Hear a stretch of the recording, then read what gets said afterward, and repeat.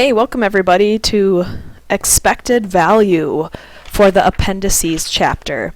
So expected value is if you're going to go to a carnival and play a carnival game, what's your expected payout? So if they're charging you a certain amount of money, if you play this game a whole bunch of times over a period, how much money are you expected to get back? And is this a fair game or not? Should you actually be playing this game, or are you just throwing your money away? So here's what we're going to do. To do expected value, every event we have, we're going to divide into two outcomes. So we're going to divide, and some of this is not going to make sense until I actually do an example, so just work with me here and then I'll show you what I mean in a little bit. We're going to divide every event into two outcomes: winning and not winning.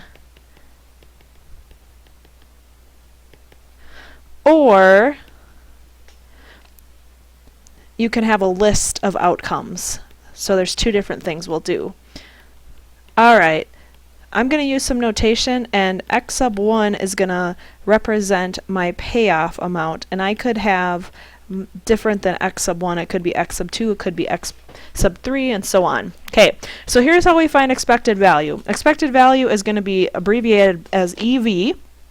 We're going to do the probability that event 1 happened times the expected payout of event 1 plus the probability of event 2 happening times the expected payout of event 2, and so on, and keep going until you're out of events. And normally we'll just have two of these if we have our two outcomes of winning and not winning. So basically, find your probability of the event, times it by the payoff amount, add them all up. And the expected value is basically the payout amount, or let's say your earnings. So let's say this expected value is your earnings if you played the game a bunch of times.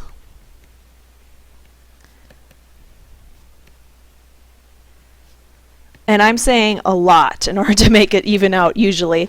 And then if you're at a carnival, you can say the game is a fair game if the expected value is equal to 0.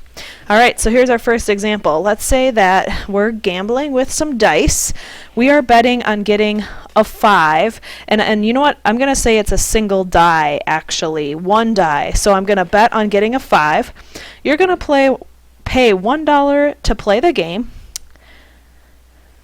at first, and if you get a 5, you get $6 back, and if you get anything else, you just lose your $1 that you paid in. So here's what we're going to say. So an outcome of 5 has a 1 out of 6 chance, so that's the probability of event 1. The other outcome is 5 out of 6. And now here's what I was saying earlier when I say divide the event into winning and not winning. So I either win or I don't win. Those are my two outcomes. Now, if you win $6, consider this. I actually did pay $1 to play, so I actually only get $5 back. And if I lose $1, I lost my dollar I paid in. All right. So for the $1 cost to play, my expected value is, so the probability of event 1, so event winning, is 1 out of 6 times my expected payout of 5 plus my probability of event 2, which is not winning. My probability of not winning is 5, 6, and then I'm losing $1 because I paid in $1 and didn't get anything back. Alright, add those together and you end up getting $0. So is this game fair? Yeah, this is a fair game. It is not in your favor or the other person's favor. So if this was at a casino, it's not actually in the casino's favor. Either of you have it's fair for both of you. Alright, so now let's say that the cost to play is $200. If you win, you get $1,200. So you actually get a net earning of $1,000. And if you lose $200. Alright. So my probability of winning for event 1 times my payoff amount, plus my probability of losing, that's event 2 times my payoff amount, and you end up getting $0 again. Here's another example. Let's say that I'm talking about buying some insurance. The policy I'm going to pay for is $200. If your house burns down, you save $100,000, which means actually, so they give you $100,000, so your total payoff amount is $99,800 because you paid in $200 already. And then if your house doesn't burn down, you're out your $200. And here's our probability. The probability that your house burns down is 1 out of 20,000. So probability of event 1, which is not burning down, times my payoff for event 1. Wait, you know what? I said that wrong. Probability of the house burning down times amount I get if the house burns down. And then my event 2 is my house not burning. That's the probability times the amount of money I lose. And now if you figure that out, you actually get an expected payout of negative $195. Which means in most cases, the insurance company is just taking money from you. Now here's the deal though, you still want it because if your house burns down, that's a ton of money that you're giving away. Now if it's an insurance plan for something small, like an iPod or something like that, sometimes it's actually in your favor to not get the insurance plan based off of the expected value. And we'll talk about that a little bit on the next page. So even though the expected value is negative, so this means it's in the insurance company's favor. The insurance company is winning this game. If this was a carnival game, insurance company is winning. But you still want it because you don't want to lose your house or all of the equity you have in your house.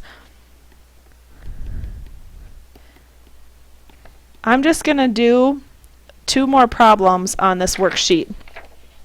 Okay, practice problem number 1. Find the expected value of this sample space. And now here's a situation where I don't have 2 outcomes. So the first 2 examples I gave you, there is 2 outcomes, winning or not winning, or burning down, not burning down. Now I've got several different outcomes. So for a situation like this, all we're going to do is take our probability times our payoff and just add them all together. There's just a bunch of them to figure out. But I just literally use all of them. Probability times payoff, probability times payoff. And in this situation, if they just give you the payoff right away, you can assume that they've already accounted for whatever money you paid in to play the game. And when you do that, you end up getting $2.99. So this would be a game that was in your favor because it's a positive. All right, number 2. An integer 1 through 9 is chosen randomly. The number 7 pays 5 points. The number 3 pays 2 points. Any other number loses a point. What is the expected value? Is the game fair? Okay, so first of all, let's find our probabilities. So probability of getting a 7. There's 9 numbers. We can assume there's 1 of them, so 1 out of 9. The probability of rolling a 3 is 1 out of 9. The probability of any other number is 7 out of 9. It says that the payoff is 5 points for the 7, 2 points for the 3, and negative 1 points for any other number. All right, so let's figure this out. So I take my probability times my payoff, plus my probability times my payoff, plus my probability times my payoff. When you multiply those out and add them together, you actually end up getting 0. So this game is a fair game. Sometimes it's hard to tell just by reading what they've given you. All right, that's all I'm going to do. This was mostly an in-class activity, so please talk to me if you need more help.